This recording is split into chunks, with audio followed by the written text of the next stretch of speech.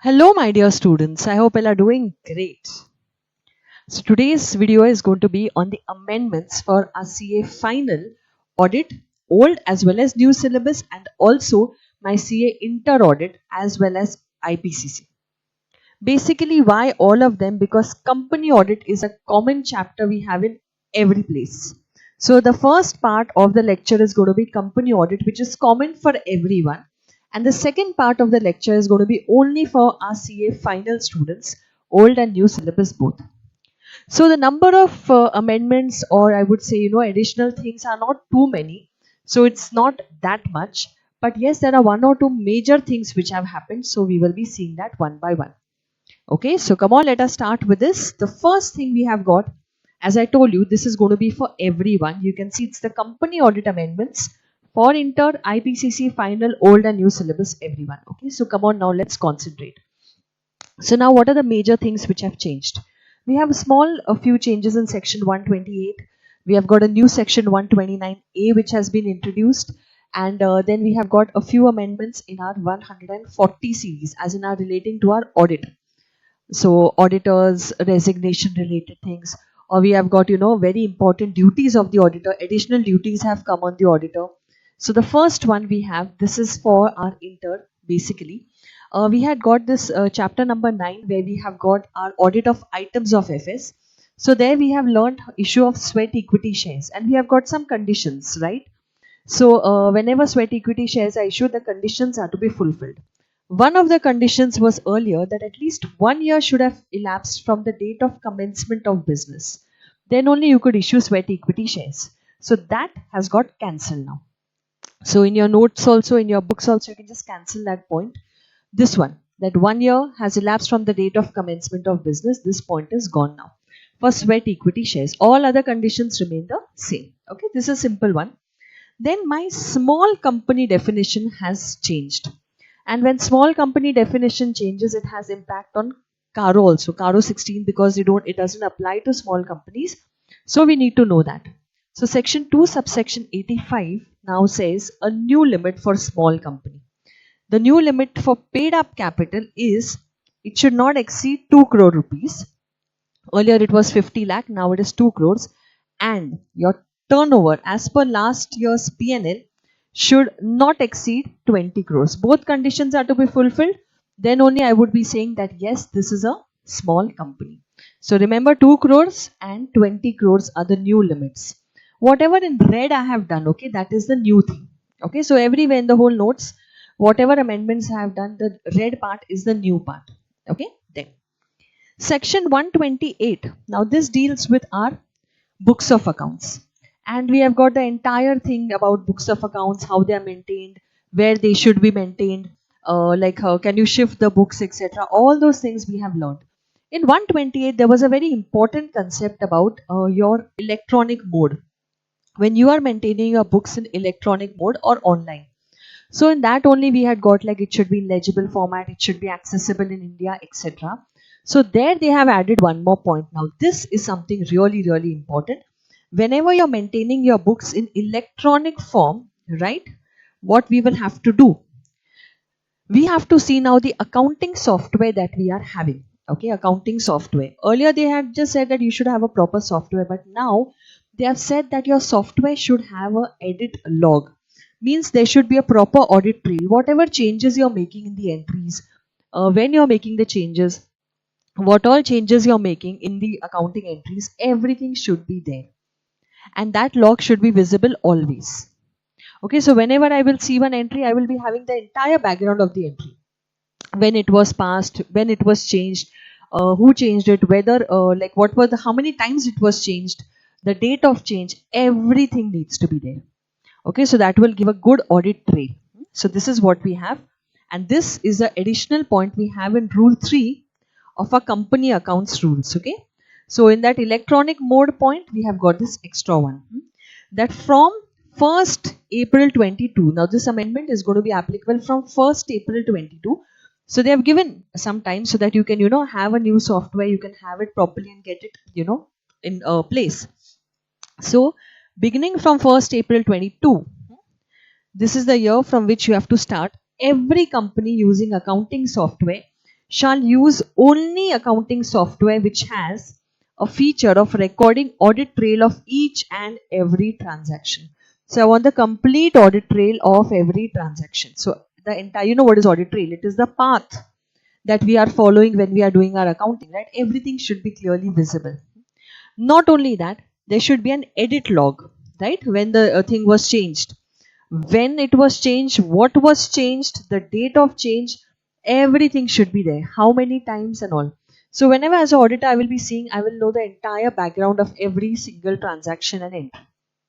Okay, so they should have a proper edit log, and most important, this audit trail cannot be disabled.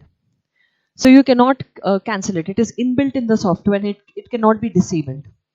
Okay, so that is what you need to take care of. So this is the software features that we need to have now in our accounting software. Okay, so mainly what you should have, it should be a audit trail for every transaction, proper audit log with the date of change, everything should be visible. And thirdly, it cannot be disabled. It is going to be inbuilt. So these are the things you should take care of. Okay, so this can be a good question for your MCQs or integrated case study. They can ask you something relating to this. Okay, this is an important amendment. Then in section 128, that is the books of accounts, we know that the managing director, whole-time director, finance or CFO are the concerned persons who are supposed to maintain the books. If they contravene section 128, there was an imprisonment penalty, imprisonment as well as normal monetary penalty. Now that imprisonment clause has been removed and the amount of fine will be 50,000 to 5 lakh. So the main thing what is there, the imprisonment clause has been removed. Okay, so this is the simple. There are around 4 to 5 changes which have come in the penalties. So amount wise or this like imprisonment clause removed, that has happened. Okay, now comes 129A. This is a new section which has been introduced, and as per this new section which has been introduced, central government may prescribe certain rules, okay, for unlisted companies, right? CG may, when they want, prescribe rules for unlisted companies. See, listed companies already are presenting periodical results. So annual though they are presenting only, but even quarterly they are presenting. So now they are saying that even unlisted companies CG may require as per prescribed, means there are going to be rules for this. Rules are still not released, but they will be released soon. So CG will require these unlisted companies to do what? Prepare financial results on periodical basis, whatever form, periodical, maybe quarterly, 6 monthly, that government will decide. That will be happening. Also, they will have to obtain approval of the BOD and complete audit or limited review should have been done. Anyways, we are doing a limited review of listed companies' quarterly statements. So they can have similar rules now even for unlisted companies. Okay, and again, everywhere you can see prescribed word is there. So there are going to be rules which will be coming. Okay, and this is for which companies? Unlisted companies. And also, they will be filing a copy with the registrar within 30 days of completion of the relevant period with whatever fees as prescribed. Simple words, this is going to come for unlisted companies. CG is going to give some things or rules. Whenever the rules will come, they will be applicable. As of now, only the section has come. Okay. So section 128, 129, these are the major things. Also, now comes, like I told you, important from my exam angle. Again, it could be MCQs also, even normal exam. Resignation of auditor. We know resignation of auditor is a favorite question. Always they ask something or the other on this. So resignation of auditor, whenever auditor resigns, he has to file form ADT 3. We are aware of this. And if he doesn't do that, then he will be also penalized. So the penalty amount has changed now. Basically, the amount of penalty is 50,000 or remuneration of the auditor, whichever is less. This is the same amount which was always there. This is not changed. If there's a continuing failure, for every single day, 500 rupees will be charged. Okay, so if we say 10 days late, so 10 days into 500, that much amount will be charged. Okay, so normal fine will be there and plus 500 rupees for every day's delay and subject to a maximum. Now this is what the change I was talking about. Earlier the maximum limit was 5 lakh, but now the maximum limit has become 2 lakh. So that amount is now 2 lakh, not 5 lakh. Simple, and all the other things are same. Only 5 lakh has changed to 2 lakh. Okay. Now, again comes an important part. We know section 143 is all about duties of the auditor, right? In that 143.3 is about principal assertions relating to branches we had got, right? Relating to so many things are there, right? From IFC and all those things are covered in 143. So in 143.3 we had got one point relating to other matters. So we have got lot of things which we have to check. Along with that, some other matters we have to report, check, and of course report on that. So this 143.3 had got other matters as prescribed. And earlier we had got 4 matters in this. Okay. So we used to have those, and the out of 4 matters, 3 matters are still there. Okay. I'll tell you what those matters are. And they have introduced some more matters here. So total now we are going to be having 7 things. Out of 7 things, one thing D is omitted, which I will tell you what it is. First 3 are the same. These are the other matters which you write in the report. This is the same, which was there earlier also. D is omitted. This was relating to my specified bank notes. Basically my old 500 and 1000 rupees note which had got demonetized. Relating to that we had to give. Okay, so those old 500 rupees notes and the details about the old 1000 rupees notes, that clause has got removed. Now it's history, so it's gone now. And ABC is still the same points, and the new points which have got introduced are these points: point number E, point number F and G. So 3 old points, 3 new points, and 1 point got deleted. And where is this given? This is given where? In my other matters, which we write as per section 143.3. I hope you remember those 143.3, one of the most important sections. We have got a nice technique also for that. And let's now see what are the new points. But before that, what were the old points which are same? So first point relates to my litigations. So whenever company has got any pending litigations, case laws going on, there are legal cases, we need to see whether the impact has been given properly in the financials. So whether it's a provision, whether it's a contingent liability, everything has been properly disclosed. This is the same thing which we have, right? Impact of pending litigations. This is the first one. Second one we had got, again similar, which we had earlier also. If there's any losses, provision for losses have been properly made. Provision for losses as per law accounting standards have been made for all your long-term contracts, including derivative contracts. Basically, whether provision for losses has been made. Okay, so this is my second one. And the third one, that a company has to transfer to IEPF, my Investor Education and Protection Fund, whether there has been any delay in transferring to that. Okay, so if there's any delay in transfer to my IEPF, then we need to report that. So, and this SBN was the first one. So earlier we used to call this LIPS. This was our memory technique. Okay, LIPS. So out of that now S has gone. So I will now have a new technique for this. So other matters, this is as per rule number 11 of your company audit and auditors rules. Okay. And yes, this is also applicable to bank audit. So bank audit also there has been a change, but the change is only what all banking companies also have to report these things. These extra 3 things which have come, they also have to report. Okay. So this is what now let us see. So now the new technique I have for this is IPL FAD, because we have 6 points. So IPL FAD is our new technique. Out of the FAD is the new points and IPL is already the points which we have. Okay. So what is IPL FAD? Let us write the points. Okay. The first one, I, stands for IPF. Delay in transfer. If there's been any delay in the transfer to my Investor Education Protection Fund, then that will be my I point. Then P we are going to have is our provision for losses, or you can say even pending litigations. What is the impact of that, whether it is properly given. Okay, and L stands for losses provision, whether you have made all the losses provision has been made. So IPL are my old 3 points, and the new points now FAD we have to see them, and then we will write down the shortcut for them, I mean the mnemonic for them. So now comes the very, very important point number E. Okay, this basically deal with funds transfer. So what is this funds transfer about? So understand first the logic behind this particular point.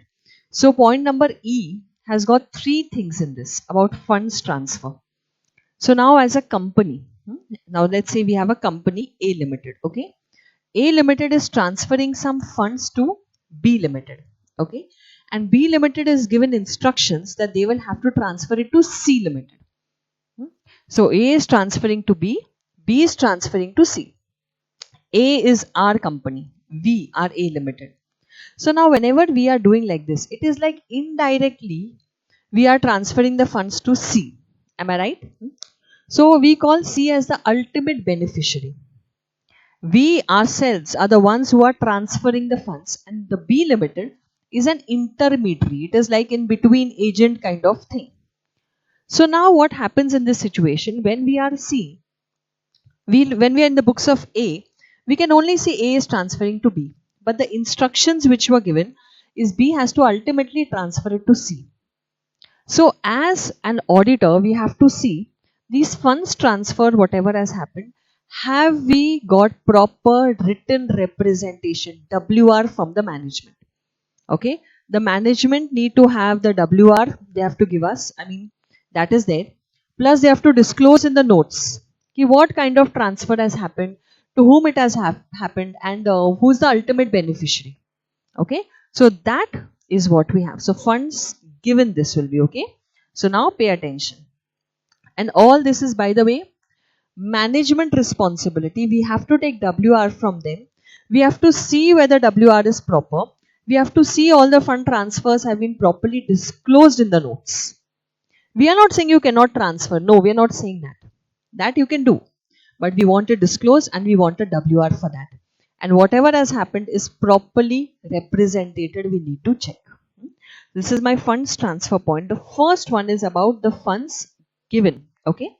So this is about the funds given, or outward funds we can call it. Outward funds. Okay. So now outward, what has the company done? Management has represented that to the best of knowledge and belief. So as to their best of knowledge and belief, we have taken like a WR from them, written representation, about what? That they have disclosed everything in the notes, okay, other than what has been disclosed in the notes to accounts. So you have disclosed everything, and if you have not disclosed it, that means you have not transferred it. Nothing, no funds have been advanced, so there is no transfer of, no giving of advances or loans or investment. So in other words, whatever advances, loans or investments you have done, you have disclosed it. And if you have not disclosed it, hopefully you have not done like that anything. So we have to see that. Have they done this but not disclosed it? That's what we have to focus on. Okay. So no funds have been advanced or loaned or invested. From where? Which funds we are talking about? From borrowed funds. It could be from share premium, other sources, anywhere. Okay. So funds given by whom? By the company. The funds are given to whom? Intermediaries. Intermediary. Okay. Who is the intermediary? It can be any person. It can be entity including foreign entities. Does not matter. Anyone. Okay. So company has transferred the funds to intermediary. See, it goes like this. First we have this, second this, third this, fourth by the company. To whom? To the intermediary. And what is the intermediary instructed? It is given instructions, whether in writing or otherwise. Whatever, it is been instructed to do what? It has been instructed to directly, indirectly pass the money. Directly, indirectly lend, invest, pass the money. To whom? To the ultimate beneficiary. Ultimate beneficiary. Okay. Acha, when we say they have given a loan, they can give, or they have invested, or they have given guarantee for that ultimate beneficiary. So indirectly in any form, you are investing in that ultimate beneficiary. Now you might think why this is there.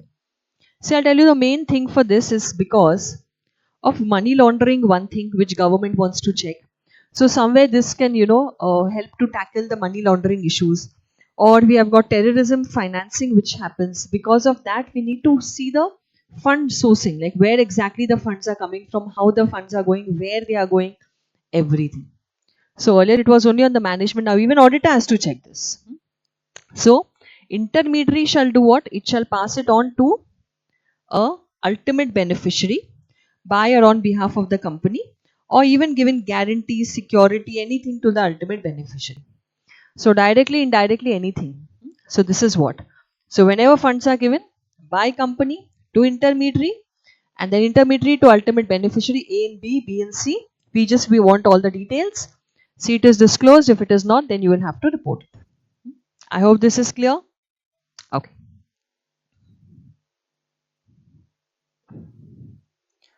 Right? So every box here has got a significance. Like the first one talks about WR, second one talks about disclosed in the notes, third one in the form of advances, loans, investments in by the company in the intermediary. Intermediary could be whom? Intermediary could be other person, it could be entity, it could be foreign entity, anyone. Ultimate beneficiary will be there, the one whom we are finally investing in or lending in or giving guarantee for. Okay. So now, like my point number E, first talks about the funds given. Similarly, we have got now funds which are received. This is for what? Funds received.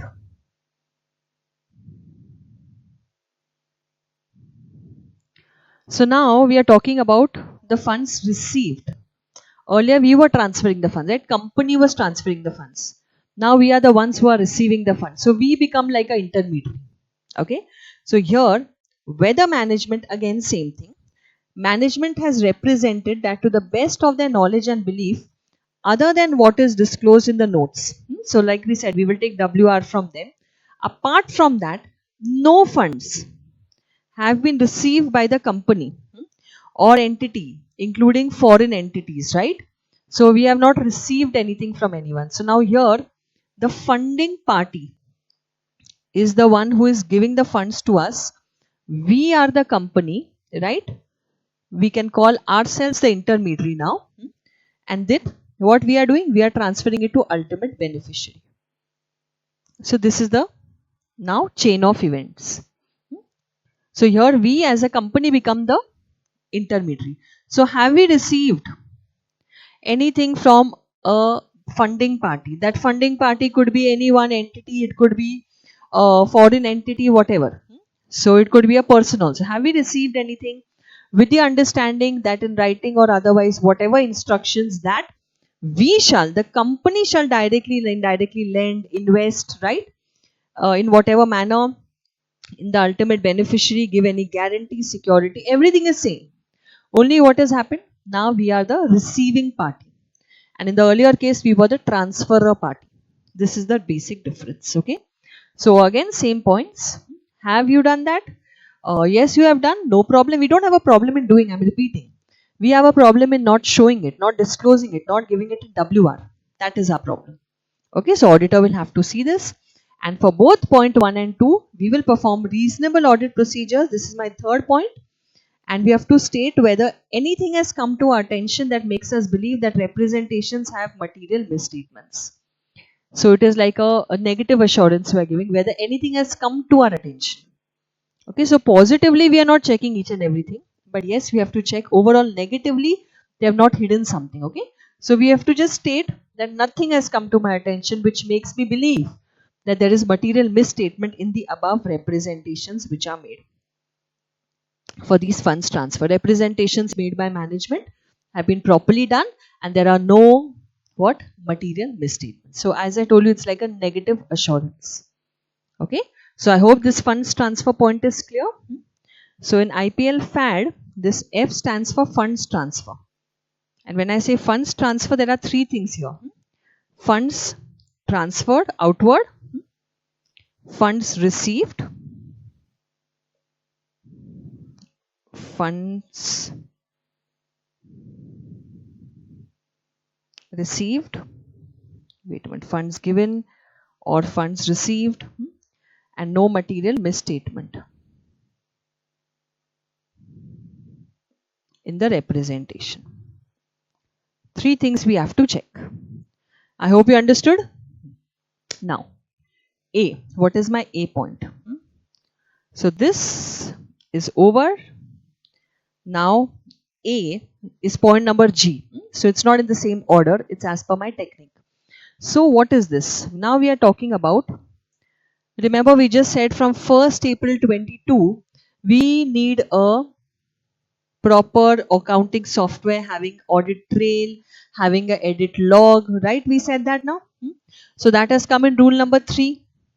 In our books of accounts, when we are maintaining an electronic form, we should have this kind of accounting software. Now again, as an auditor, this is a linked point.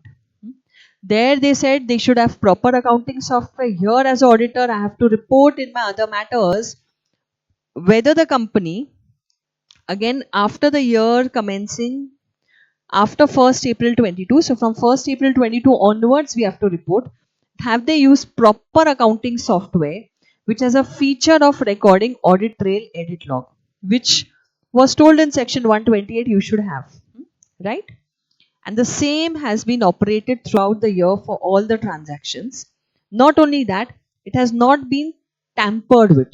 Tampered means there has been no kind of manipulations or changes in the software. Whatever is there is the same. Okay.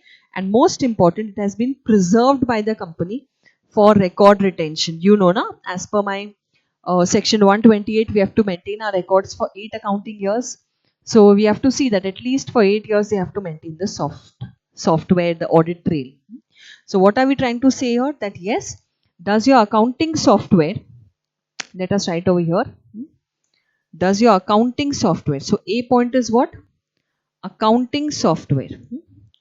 What does your accounting software have? It should have a proper audit trail along with the edit log. Correct? It should be existing, it should be there, it should be throughout the period, right? It should be throughout the period. Not tampered, no changes in it. And yes, what is the last one we had got? Not tampered with and preserved for whatever number of years. Basically for 8 years we should have it preserved. So all these things, whether accounting software has these features, we have to report. Okay. So I hope this is clear. Simple point, but important. And the last and the easiest point to have, D point, is dividend declared. If company has declared dividend, paid dividend, have they done it as per section 123 of Companies Act? We know section 123 talks about all our dividend payments and all the things, right from once declared within 30 days pay, not paid then within 7 days transfer to a separate account, and then you have to wait for 7 years and then transfer to IPF. You know the whole procedure. When you're declaring dividend, again we have to see like proper, if you have inadequate profits or losses, then the transfers and all the reserve related things, how much you can withdraw from the reserves, everything. Basically 123 has it been complied with. So my last point, D, dividend declared or paid is in compliance with section 123.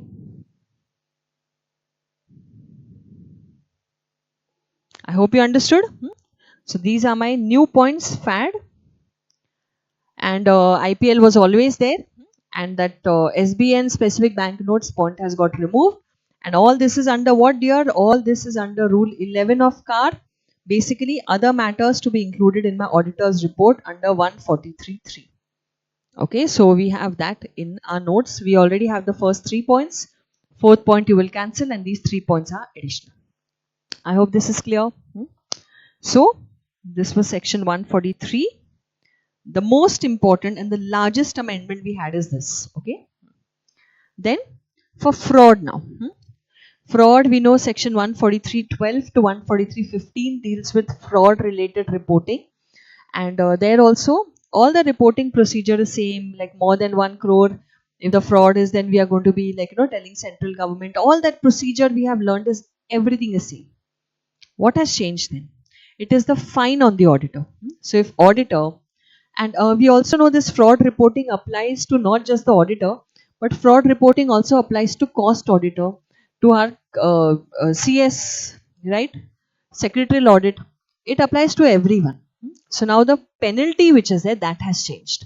So penalty, they have made it very simple, and amount is also small, lesser now. If any auditor, cost accountant or CS in practice does not comply with 143.12, that is your fraud reporting. Which one? Fraud reporting. Just a minute. So this was about my fraud reporting by auditor. Then what will be the fine? The fine will be, for listed company, it will be 5 lakh penalty, and if it is any other company, it will be a penalty of 1 lakh. Simple amount, 5 lakh and 1 lakh. Okay. And last one now, 147 is my blanket provision. Remember blanket provision for what? 147 is blanket provision for my all penalties which are there. Okay. So there are penalties on the company, there are penalties on every officer in default, penalties on the auditor also. So what has happened now? For penalties for every officer in default, right? Every officer in default, section 139 to 146, both inclusive. The penalty was there. There was an imprisonment clause also, but the imprisonment clause has been removed for those officers in default. So company officers will not be sent to jail for not complying with 139 to 146. Auditor's imprisonment clause is still there. So we are not safe yet, but they have become safe.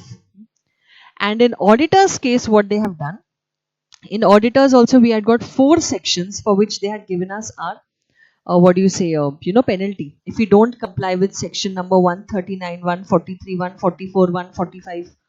Okay, but now out of that 143 has got cancelled. So only 139, 144, 145 we don't follow, then the punishment will be there. For 143 section was also there, but that section is removed. So for 143 not following, this punishment will not be applicable. So these are the very simple, small changes which have occurred in company audit. This, whatever I did so far, is for inter, for IPCC and for final. And after this, whatever we have is only for CA final. Okay. So I hope this is clear now. All things done. Major changes in your rule 11. This one. This is your main rule 11. And bank audit also changes are there. Bank audit we have in inter and CA final for both. IPCC, this bank audit part will not apply. Okay, but this will apply for company audit, not for bank audit. So I think this is pretty much clear now. So I guess intermediate students, bye-bye. Wish you all the best. And final students, let us continue. So now, before starting with our final amendments, just one thing I want to tell you. Some students have got Caro 2020 in their notes. So we have sent Caro 16 notes already to them. But by chance you have not received, I will attach the link in this lecture only. So you can just download it from there, Caro 16 notes. Okay. So things edition 3 students who have got, they will have to take Caro 16 from this thing. Okay. That's it. So let's continue. So few more additional amendments in company audit we have got relating to unpaid dividend. So unpaid dividend section 124 subsection 7. There is a change in the penalty. Okay. So what is the penalty amount now? If company fails to comply with section 124, then the penalty is going to be for your unpaid dividend. Okay. So the penalty is going to be on the company we have got and for every officer in default. So the amount on company is 1 lakh. 500 per day for continuing failure subject to a maximum of 10 lakh. And in case of officer in default, it is 25,000, 100 rupees per day for continuing default as well as a total maximum of 2 lakh. So these are my new limits which have come. Okay, so this is it. Nothing conceptual, just the amounts have changed. Okay. Also, in case of board report Board report, if at all, once 134 gives you all the contents of the board report, what all things have to be disclosed. There are a few additional points even in the board report. Some additional things have come, but that you could learn in your law. Our penalty angle, what has happened here is that if the company has defaulted, then the company shall be liable to 3 lakh of fine. Company will be liable to 3 lakh of fine, and every officer in default shall be penalized with 50,000. And again, the imprisonment clause has been removed. Okay, so the main thing which has happened, no imprisonment. That is your main thing. Okay, on for the officer in default. So this is for section 134. Then comes my section 135 in CSR. What has happened? So in CSR now we have got 3 main points which are there. So if a company is spending extra in excess of what is required in CSR, right? So if the company is spending excess requirements under this subsection, you may set it off against your requirement in the next few years. Normally 3 years we can carry it forward. So as prescribed, you can carry forward the additional expenses. So there are rules for that also. How many years, how we can carry forward, what is counted in it, what is not counted, etc. But that is what the excess amount can be carried forward and set off later on. Okay. Similarly, if you do not comply with section 135, again, what will be the penalty on on the company and every officer in default? So in case of the penalty, in case of company, it is going to be twice the amount to be transferred to the fund or to the unspent CSR amount, or rupees 1 crore, whichever is lower. Okay, so minimum penalty is going to be, the twice the amount or 1 crore, whichever is lower. So that is what we are going to have. So rather, I will say maximum penalty is going to be 1 crore rupees on the company. And similarly, for every officer in default, 1/10 of the amount to be transferred. If they have not transferred it, they have defaulted in complying, then it will be 1/10 of the amount, and again, a lower of 1/10 or rupees 2 lakh. So this will be your lower of the two things. 1/10 of the amount to be transferred, which they have not transferred to the fund or unspent CSR, and on the company it is twice or this. I hope this is clear. Okay. Then last and third point in CSR, if your CSR amount to be spent does not exceed 50 lakh, so it's a small amount, so not a very big company, then in that case we do not need to form a CSR committee, and the entire thing can be done by the BOD. The work of the CSR committee will be done by the board of directors. So that's what they are saying. So CSR committee is not applicable, and these functions will be discharged by the BOD. Very simple point. So I hope CSR points are clear. Okay. Now we come to the tax audit amendments. So tax audit now, first let me explain to you. Yes, your RTP has got really good questions. RTP November 21. Please do those questions properly. So even some of these amendments and all covered have been given over there. And mock test papers. These always, I tell you, in every attempt you should be seeing your RTP and your mock test papers, 2 papers really properly. So that is one thing. Now in tax audit amendments, applicability of tax audit has not changed. Listen to me carefully, okay? We know our limit for businessmen is 1 crore. Okay, but we also know that the limit will be 5 crore rupees. If 95% of your receipts and payments, okay, whatever you are doing in business, receipts and payments, if 95% or more is coming through banking channels, then you need to get the audit done only when your turnover crosses 5 crores, right? This limit is 5 crore. And otherwise, normal limit is 1 crore. We know that. This we have already learnt in our classes also. Then what has changed now? So for the new, that means for the next year, it is going to be 10 crores. Though in the RTP, they have solved the question with 5 crores only, because it is for your AY 2021. So that's why they have considered it like that. And from next year onwards, this limit is going to be 10 crores. Okay. This is what I'm just telling you. But I'm repeating, for November exam, it is 5 crore only they have considered. By chance, you just see properly what the question asks. That's why I've given you this limit on a safer side. Okay. I hope this is done. Next point we are having is revision of tax audit report. See, normally revision of tax audit report we can do when there are changes in law and there are things we have already learnt. But now one additional point has come in rule number 6G. What is this? See, what happens is your it is possible that you have filed your tax audit report before, and then your return filing is later on. It is possible. So between your report filing, as in your audit report has been filed, until the return date, we know till the return date we are allowed to make section 43p payments, or our disallowance under section 40 also can be allowed if you make the payments and do the things before even your return filing. So now what happens in this situation? Your tax audit report is saying some things are disallowed because of maybe section 43 you have not paid in cash, or section 40 disallowances. But by the time the return is filed, audit report is over, now the return is filed. In this period you have made those 43b payments, or disallowances and all have been taken care of. So now in this scenario also you can revise your audit report. Okay, so in that case in fact you should revise your audit report. So yes, the audit report furnished under this section may be revised by the person by getting a revised report, right? When if there is payment by such person which necessitates the recalculation of disallowance under section 40 or 43b.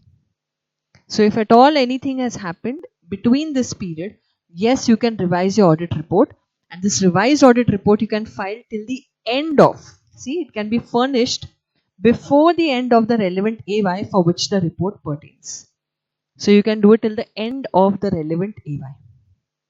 Did you understand? So this is revision of the report only on account of two situations. I am repeating, it is on account of two situations. If there is a recalculation of disallowance under 40 or 43b. Okay, so this is one extra thing we are having for our Rule 6G tax audit amendment. Okay, tax audit report amendment. And then we have got a few amendments to our form number 3CD clauses. So the amendments are very simple. Okay, just a few additions or changes. So let us see this. Of course, you will have to complement this with what you have learnt in your DT. Okay. So in auditing, we just need to know the basic points. The detailed part you will learn in your direct taxes. So now clause 8A, already we had got about the special tax regime. Okay. So for special tax regime for companies, domestic companies and all, we had got special tax rates. Now we also have introduced tax rates under these two sections, right? 115 BAC, this is for my individuals and HUF. Have they opted for the special tax regime? So we have been given special tax rates for them. So has the SSE opted for that? These three were already there. These are the new. The red part is what is new. As I always tell you, it is a red part which is new. So this is your special or your concessional tax regime. And 115 BAD is for your resident cooperative society. So have you opted for that? Yes or no, you have to answer. 115 BA, BAA, BAB was already there. Two more have been added. Because these two new have been added, what has happened in the other clauses also pay attention. Now we have got, because of these two only, see, I'll show you how you can understand how it affects. Okay, so this affected here. So come to clause number 18. So I'm just trying to link all the changes because of these two things being added over there. You have got additional reporting requirements here. Now see in clause 18 what happens. What are the adjustments made to the written down value under again BAC BAD for this AY? Reason being, what is the reason there are going to be adjustments? Because no additional depreciation will be allowed. No additional depreciation will be allowed, right on there. As no additional depreciation will be allowed,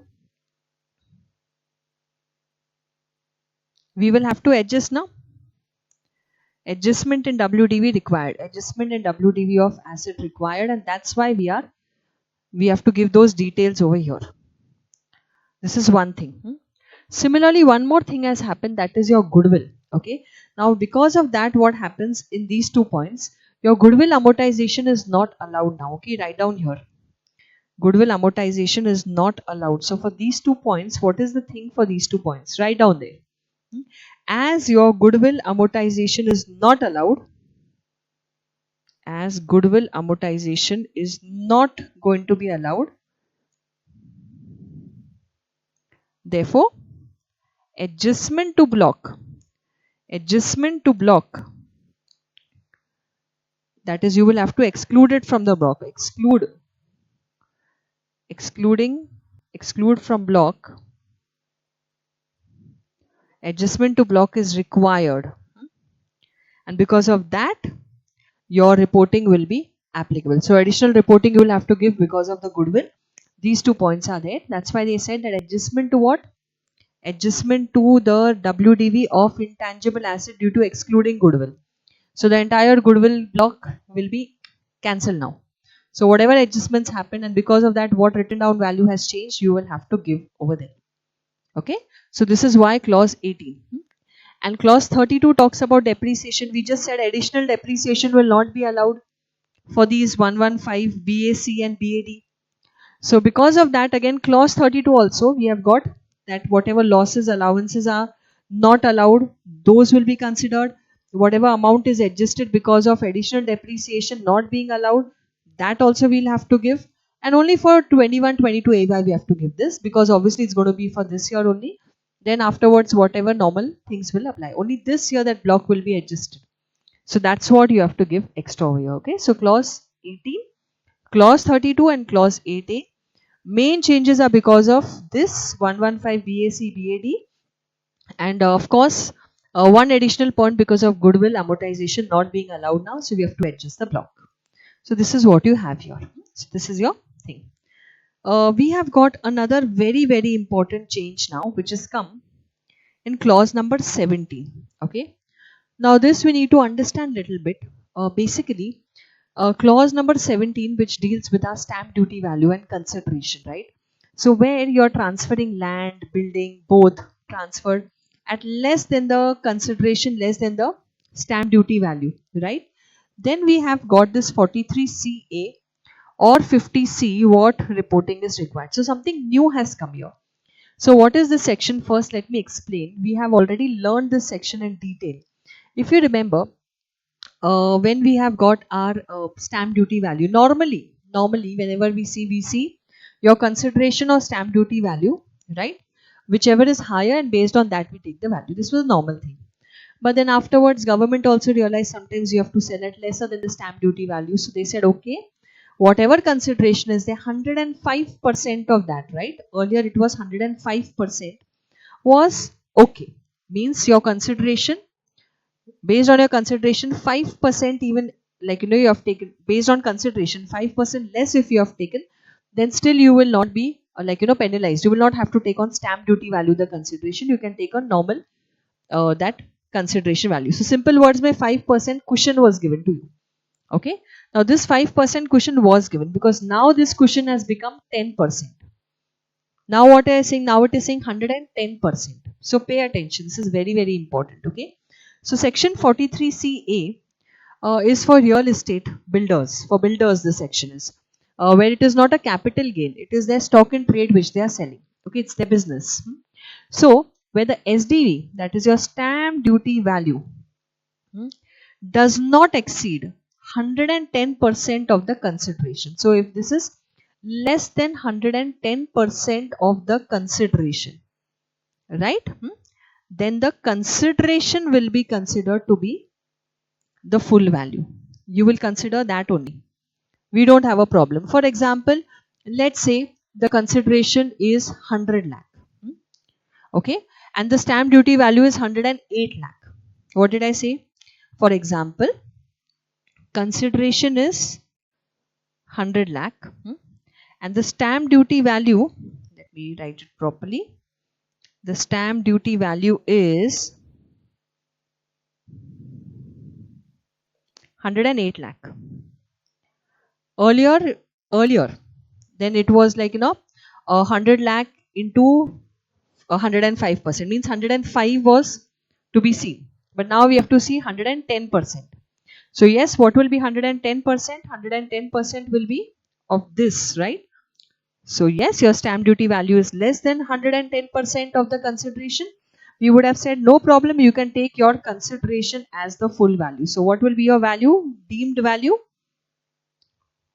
It will be 100 lakh. Why? Because it is lesser than 10%. That's okay. Are you getting it? But what if situation number 2? Consideration is 100 lakh, stamp duty value is 1 lakh, and you 110 lakh is allowed, remember? So obviously this is greater.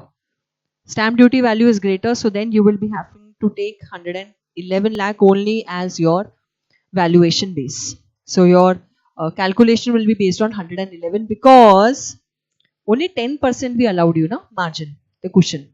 But you have taken 11 lakh, so no. Then the thing will be taken like this. Now comes the main thing. Now this part we already know. This 105% we were having. Now it has become 110%. So now we know this. But now what is new? What is different? Is the new provision has been done where instead of 110, we will consider 120%. Yes. Now what is the logic behind this? Let me explain. Because of this corona, this all lockdown and all these problems, real estate has really got affected. So government thought that now real estate people are ready to sell it at a lower rate. Now if you are saying that because market is down, we want to sell at a lower rate, and government is saying that you pay on stamp duty value, you have to consider, then obviously they are getting really irritated. So to boost that real estate, especially in residential units, they said, okay, instead of 110, we will consider 120%. So it's not 110 now, you will be allowed 120% of the consideration. Okay, so 20% difference would be allowed. Only if you are transferring what? A residential unit, then only it will be considered 120%. And for residential unit, what are the conditions? 3 conditions you have to satisfy. First of all, the transfer should have happened between 12th November 20 till 30 June 21. Okay. Your amount, it should be a primary sale, means it is a first time allotment. This is like a primary sale, means who is selling? The builder is selling to the buyer, to the investor. So it is like if I am selling to you, that is not going to be counted. Okay. It's only going to be builder sale. Okay. And the third one, the amount does not exceed 2 crores. So for smaller, you can say units, they have given this kind of thing that you can take it as 120%. So if I take my third example, let's say this is for a residential unit. Okay. So how will this change? Let's say consideration is 100 lakh only. How much is allowed? 120 lakh is allowed. And you have the stamp duty value is, let's say, 119 lakh. So normally we would have said what? No, this is, if it was 10%, we would have said, no, you have to take 119.